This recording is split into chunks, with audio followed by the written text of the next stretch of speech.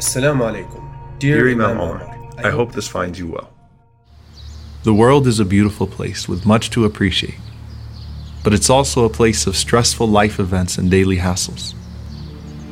People choose to deal with those hassles in different ways, some that are often misguided. Adopting the right attitude can go a long way in helping you not only conquer that stress, but to convert it into something positive. It's what I tried to convey to Sean when I found him smoking his daily blunt. I tried to tell him that I'd seen others get addicted to this stuff and ruin their lives. But he seemed pretty stubborn about it, and insisted that it was just his daily moment of escape, and that it wasn't affecting his approach to life at all. When I asked him if he feared getting addicted like others, he just walked off and said, "I'm not like others."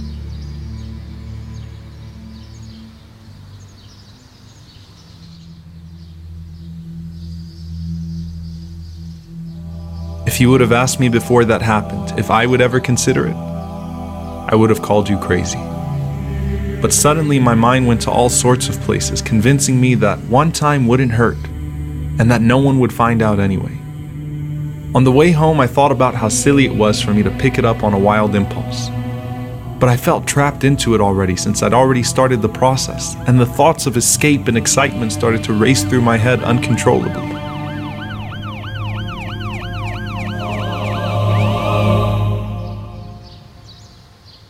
And just like that, the thoughts of thrill and excitement were replaced by the possibility of getting caught and losing my career and my life.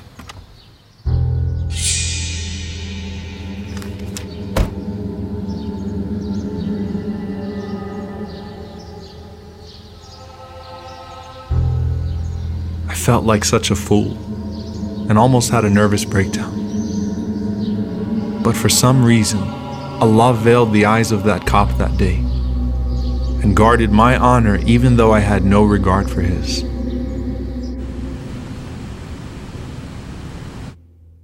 I couldn't even look Fatima in the eyes that day. The last thing in the world I'd want to do is expose her to my own failings and wreck her future before she even really had a chance. But there she was in her beautiful innocence, tampering with the poison that I shamelessly brought home, showing me that the consequences of my behavior would be lived not just by me, but by those who I claim to love most. So I went where no one could possibly see me, the dirtiest place in the home, reserved only for filth.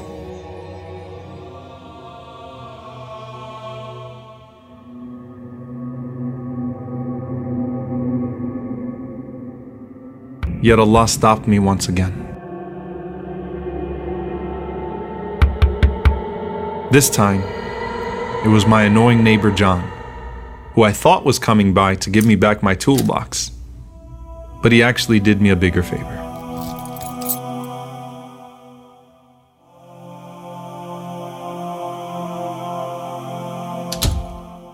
It's amazing how absent-minded I'd become, and how horrible of a job I was doing covering my tracks.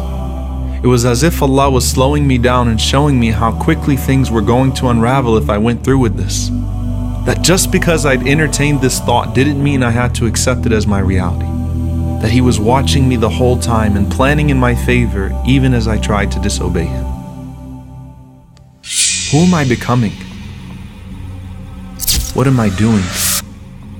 Who am I hurting? What am I running away from? What is my future? When will I wake up?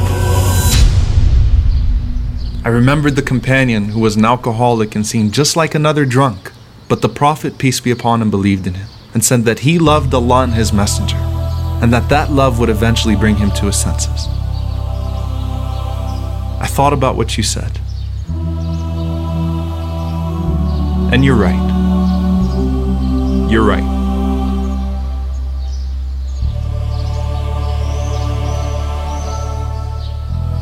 I'm not like others. You know, here you can see that Ziyara almost fell for that trick of shaitan, where he comes to you with this sin, and he offers what appears to be a permanent solution, but in reality it's just a temporary joy that's going to lead to a lifetime of problems.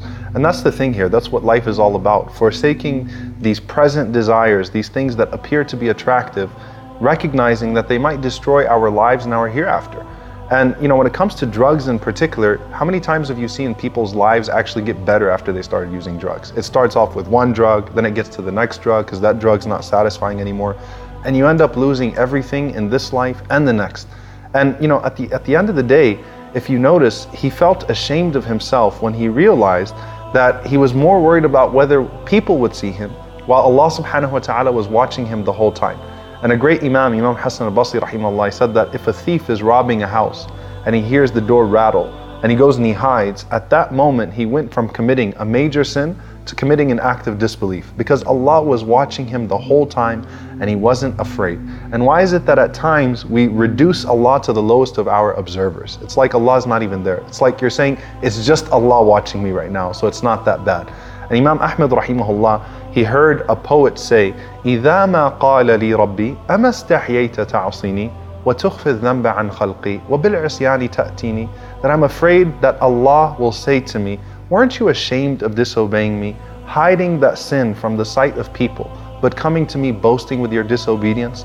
And so we have to hold ourselves to a certain standard where we feel that same shame in the sight of Allah subhanahu wa ta'ala, whether we're alone or in front of people, and when the sight of the Creator becomes far more valuable to us than the sight of the creation.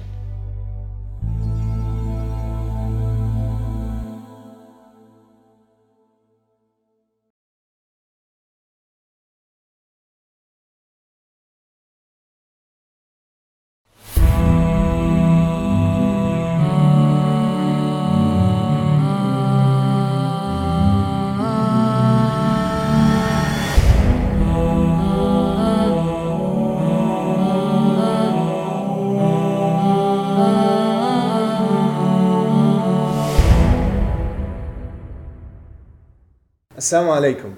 Thank you guys for watching this episode. We thank you all for your support. And we hope that you enjoyed watching it. Share it, inshallah ta'ala, let people know. Make sure you like this video and you share it with your friends. If you haven't watched the previous episodes, make sure you click here. And if you'd like to watch the entire series, then click here for the playlist. Jazakumullah khair. Wassalamu alaikum wa rahmatullahi wa barakatuh.